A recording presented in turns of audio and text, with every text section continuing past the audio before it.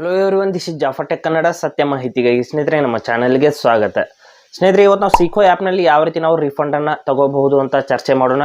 ಸೀಕೋ ಆ್ಯಪ್ನಲ್ಲಿ ಕೆಲವೊಂದಿಷ್ಟು ಪಾಲಿಸಿಗಳಿದೆ ಸ್ನೇಹಿತರೆ, ಅವುಗಳನ್ನೆಲ್ಲ ನಾನು ಇವತ್ತು ಎಕ್ಸ್ಪ್ಲೇನ್ ಮಾಡ್ತೀನಿ ಯಾವ ರೀತಿ ಬರುತ್ತೆ ಅಂತ. ರಿಫಂಡ್ ಬರೋದಕ್ಕೆ ಎಷ್ಟು ಟೈಮ್ ತಗೊಳುತ್ತೆ ಎಲ್ಲವನ್ನೂ ಕೂಡ ನಾವು ಯಾವ ರೀತಿ ಪ್ರೊಸೆಸ್ ಇರುತ್ತೆ ಸಂಪೂರ್ಣವಾದಂಥ ಪ್ರೊಸೆಸ್ನ ನಾನು ಹೇಳ್ತೀನಿ.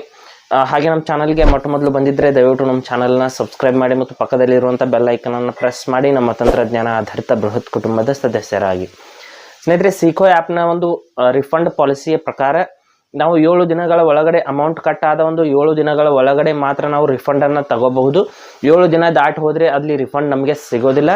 ಇಲ್ಲಿ ಮುಂದೆ ಎಲ್ಲವನ್ನು ಕೂಡ ಇಲ್ಲಿ ಎಕ್ಸ್ಪ್ಲೇನ್ ಮಾಡ್ತೀನಿ, ಈ ವಿಡಿಯೋದಲ್ಲಿ ಬರುತ್ತೆ ಸ್ನೇಹಿತರೆ. ಸ್ಟೆಪ್ ಬೈ ಸ್ಟೆಪ್ ಎಲ್ಲವನ್ನು ವಿಡಿಯೋನ ಸ್ಕಿಪ್ ಮಾಡದೆ ಕೊನೆವರೆಗೂ ನೋಡಿ, ಎಲ್ಲವೂ ಕೂಡ ಇಲ್ಲಿ ಅರ್ಥವಾಗುತ್ತೆ. ಇಲ್ಲಿ ಮೊದಲು ನಾನು ಸೀಕೋ ಆ್ಯಪ್ನ ಓಪನ್ ಮಾಡ್ತೀನಿ. ಸೀಕೋ ಆ್ಯಪ್ನ ಓಪನ್ ಮಾಡಿದ ನಂತರದಲ್ಲಿ ನಾವು ಮೊದಲು ರಿಫಂಡನ್ನು ತಗೋಬೇಕು ಅಂದರೆ ಎಲ್ಲಿ ಹೋಗ್ಬೇಕು ಅಂತ ನೋಡಿ. ಇಲ್ಲಿ ಮೇಲ್ಗಡೆ ಪ್ರೊಫೈಲ್ ಫೋಟೋ ಮೇಲೆ ಕ್ಲಿಕ್ ಮಾಡ್ಕೊಳ್ಳಿ. ನಾವು ಮೊದಲು ರಿಫಂಡನ್ನು ತಗೋಬೇಕು ಅಂದರೆ ಪ್ರೊಫೈಲ್ ಫೋಟೋ ಮೇಲೆ ಕ್ಲಿಕ್ ಮಾಡಿದ ನಂತರದಲ್ಲಿ ನಮ್ಮ ಪ್ರೊಫೈಲ್ ಓಪನ್ ಆಗಿದೆ. ಇಲ್ಲಿ ಮೇಲ್ಗಡೆ ಮತ್ತೆ 3 ಡಾಟ್ಸ್ ಮೇಲೆ ಕ್ಲಿಕ್ ಮಾಡ್ಕೊಳ್ಳಿ. ಮಾಡಿದ ತಕ್ಷಣದಲ್ಲಿ ಇಲ್ಲಿ ಹೆಲ್ಪ್ ಅಂತ ಒಂದು ಆಪ್ಷನ್ ಬರುತ್ತೆ ಸ್ನೇಹಿತರೆ. ನಿಮಗೆ ಹೆಲ್ಪ್ ಅಂತ ಆಪ್ಷನ್ ಬರದೇ ಹೋದರೆ ಇಲ್ಲಿ ಸೆಟ್ಟಿಂಗ್ಸ್ ಅಂತ ಓಪನ್ ಮಾಡ್ಕೊಳ್ಳಿ. ಹೆಲ್ಪ್ ಅಂತ ಆಪ್ಷನ್ ಬರದೇ ಹೋದರೆ ಸೆಟ್ಟಿಂಗ್ಸ್ ಮೇಲೆ ಓಪನ್ ಮಾಡಿಬಿಟ್ಟು ಇಲ್ಲಿ ಮೇಲ್ಗಡೆ ಇಲ್ಲಿದೆ ನೋಡಿ ಕಾಂಟ್ಯಾಕ್ಟ್ ಕರೆ ಅಂತ. ಕಾಂಟ್ಯಾಕ್ಟ್ ಕರೆ ಮೇಲೆ ಕ್ಲಿಕ್ ಮಾಡ್ಕೊಳ್ಳಿ. ಅಂದರೆ ಕಾಂಟ್ಯಾಕ್ಟ್ ಮಾಡುವಂಥ ಒಂದು ಇದು ಹೆಲ್ಪ್ ಸೆಂಟರ್ನ ಒಂದು ಆಪ್ಷನು. ಇದ್ರ ಮೇಲೆ ಕ್ಲಿಕ್ ಮಾಡಿದ ನಂತರದಲ್ಲಿ ಇಲ್ಲಿ ಮೆಸೇಜ್ ಬಾಕ್ಸ್ ಓಪನ್ ಆಗುತ್ತೆ ಸ್ನೇಹಿತರೆ. ಇಲ್ಲಿ ಇನ್ನೊಂದು ವಿಷಯ ಏನು ಅಂದರೆ ನೀವು 9 ರಿಂದ 6 ಗಂಟೆ ಒಳಗಡೆ ಮಾತ್ರ ಇಲ್ಲಿ ಮೆಸೇಜ್ ಮಾಡಬೇಕಾಗುತ್ತೆ.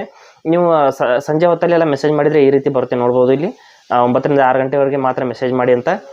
ಅಂದರೆ ಅವ್ರ ಟೈಮಿಂಗ್ 9 ರಿಂದ 6 ಗಂಟೆ ಮಾತ್ರ.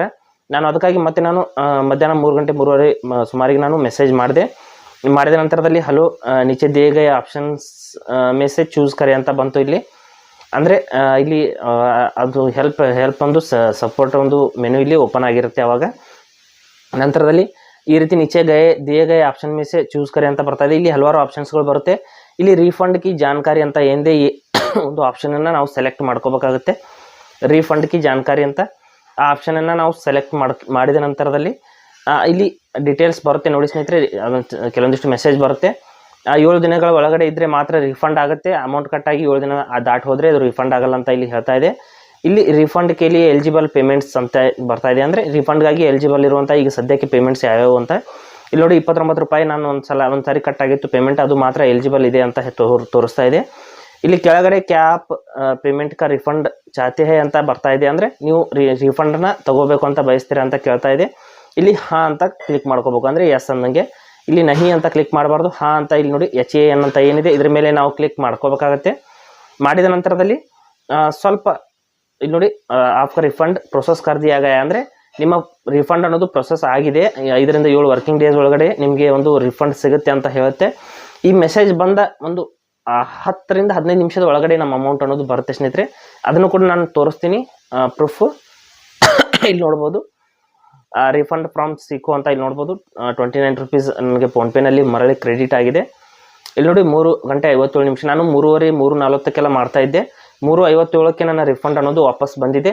ನಿಮ್ಮ ಅಮೌಂಟ್ ಜಾಸ್ತಿ ಇದ್ರೂ ಕೂಡ ಬರುತ್ತೆ ಸ್ನೇಹಿತರೆ. ಇಲ್ಲಿ 29 ರೂಪೀಸ್ ಮಾತ್ರ ನಾನು ರಿಫಂಡನ್ನು ತೊಗೊಂಡಿದ್ದೀನಿ.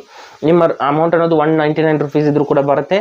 ಆದರೆ ಕಂಡೀಷನ್ ಏನು ಅಂದರೆ ನಿಮ್ಮ ಒಂದು 7 ದಿನಗಳ ಒಳಗಡೆ ಇರುವಂಥ ನೀವು ರಿಫಂಡನ್ನು ನೀವು ತಗೋಬಹುದು. ಈ ರೀತಿ ನಾವು ಮತ್ತೆ ಬೆಳಿಗ್ಗೆ 9 ರಿಂದ 6 ಗಂಟೆ ಒಳಗಡೆ ಮಾತ್ರ ಈ ಒಂದು ಪ್ರೊಸೆಸ್ ನಡೆಯುತ್ತೆ. 6 ಗಂಟೆ ನಂತರದಲ್ಲಿ ನಾವು ಟ್ರೈ ಮಾಡೋದಕ್ಕೆ ಹೋದರೆ ಅದು ಬರೋದಿಲ್ಲ. ಈ ರೀತಿ ನಾವು ಒಂದು ಸೀಕೋ ಆ್ಯಪ್ನಿಂದ ರಿಫಂಡನ್ನು ನಾವು ತಗೋಬಹುದು. ಹಾಗೆ ಸ್ನೇಹಿತರೆ, ಕೊಟ್ಟಿರೋ ಮಾಹಿತಿ ಸಂಪೂರ್ಣ ಮತ್ತು ನಿರೂಪಣೆ ಮಾಡಿದೆ, ಶೈಲಿ ಉತ್ತಮ ಅಂತ ಅನಿಸಿದರೆ ವಿಡಿಯೋನ ಲೈಕ್ ಮಾಡಿ ಮತ್ತು ನಿಮ್ಮ ಸ್ನೇಹಿತರಿಗೂ ಕೂಡ ಶೇರ್ ಮಾಡಿ. ಹಾಗೆ ಇದರ ಬಗ್ಗೆ ಸಮಸ್ಯೆಗಳು ಡೌಟ್ಗಳಿದ್ರೆ ಕಮೆಂಟಲ್ಲಿ ಅವಶ್ಯವಾಗಿ ತಿಳಿಸಿ. ಮುಂದಿನ ವಿಡಿಯೋದಲ್ಲಿ ಮತ್ತೊಂದು ಹೊಸ ವಿಷಯದೊಂದಿಗೆ ಇದೇ ಇರ್ತೀನಿ. ಮುಂದೆ ಬರ್ತೀವಿ. ಎಲ್ಲರಿಗೂ ಟೇಕ್ ಕೇರ್.